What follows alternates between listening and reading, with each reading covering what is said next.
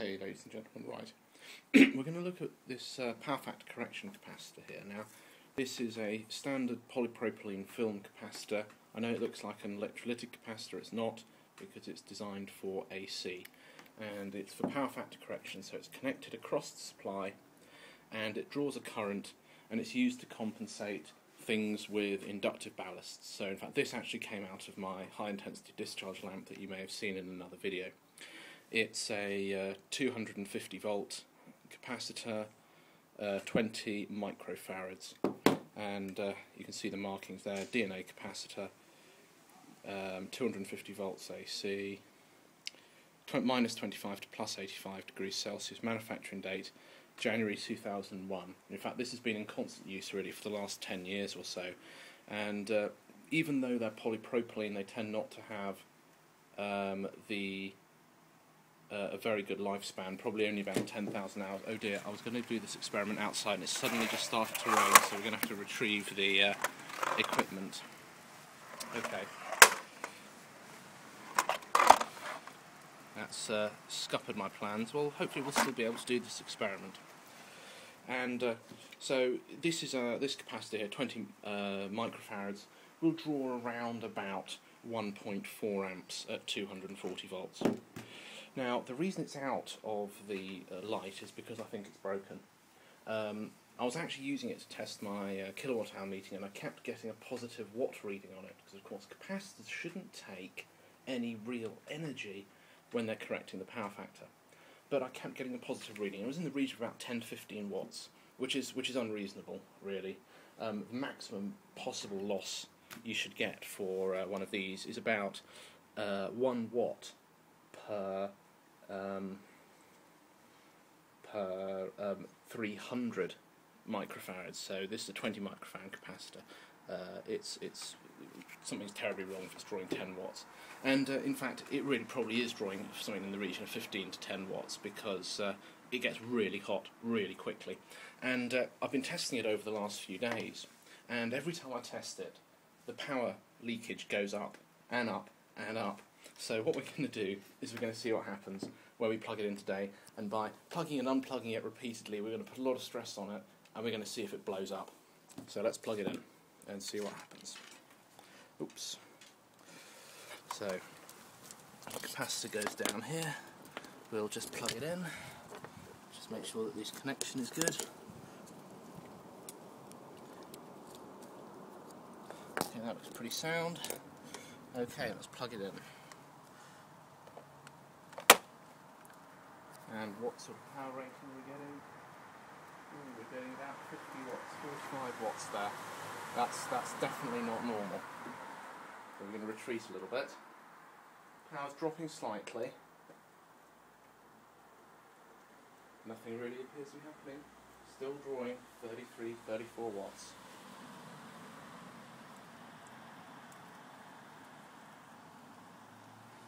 What I'm probably going to do is put the lid down, the window down, and then we're going to put the camera, leave the camera here. See if anything interesting happens.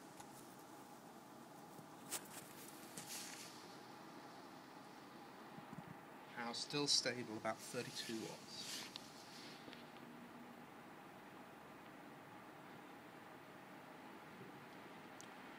Okay, let's speed things up a bit. What we're going to do is I'm just going to plug and unplug it, because that puts loads of stress on the dielectric.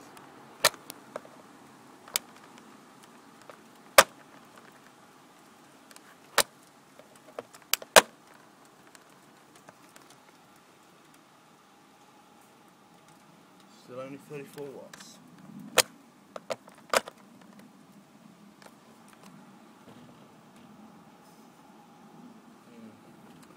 I want more power, more flames. I want this thing to pop.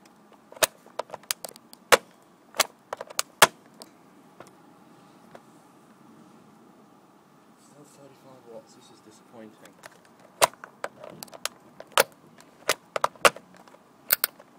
Oh, there's lots of barking there. Let's see if that did anything. Oh, it's gone up. It went up to 40 watts temporarily. Maybe that's what we need arcing.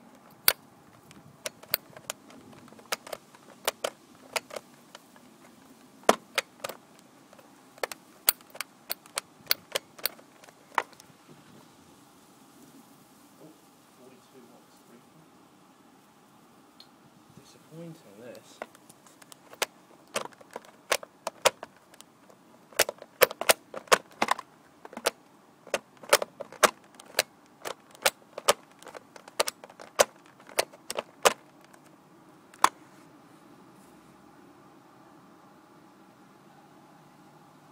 I think maybe it's not going to happen. Let's have a quick look at this capacitor. Oh yeah, that's warm. Something's happening. That's really warm. Disappointing. Let's just have a quick look at those power graphs then. So power, they can see where it's been unplugged. And you can see, actually here, whenever you plug it in there's a big spike and then it coasts down over a few seconds, and I'm sure that's related to some sort of self-healing issue. That's interesting though. The VARs have gone down. The amount, the reactance of the capacitor has gone down. That may be related to the capacitance dropping slightly, or possibly to the voltage dropping slightly. Let's go back to the voltage screen. Oh, the voltage has been relatively stable, so maybe we're actually killing the capacitor every time we unplug it and plug it in again. Interesting. A few more plugging and unplugging operations.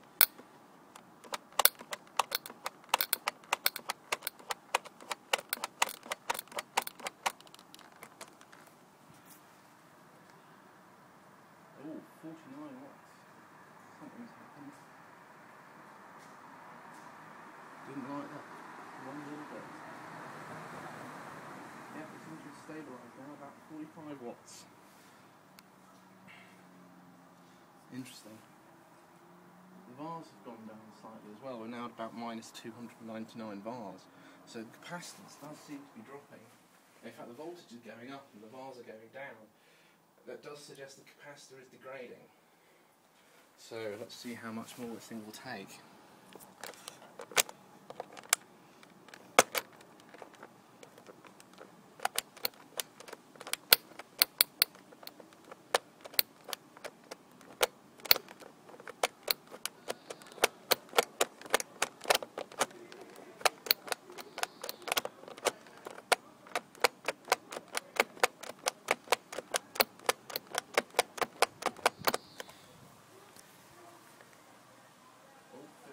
Watts.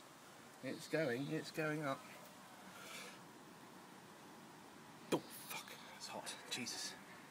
That's really getting hot. In fact, you can see it's getting hot because the actual water drop, the rain that's falling on it, is actually evaporating off the can. That's hot. That is hot. Yeah, VARs are really dropping down and the watts are going up. Oh, that's interesting. Something strange happened there. Sudden drop in watts and VARs. I don't know what that was. I assume that whatever has happened, whatever bit of capacitor was dying, has kind of just insulated itself. It's obviously, this must have been some sort of open circuit. Very interesting.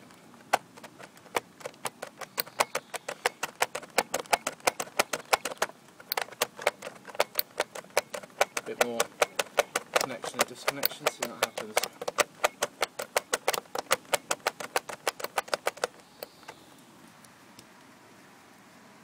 Oh, back up to 15 watts. Dropping down. I don't think we're going to blow this up, but it is degrading. Every time I plug it in, it dies a little inside. And let's see if we can get it down to half its nominal capacitance. I'm not sure if it's going to work.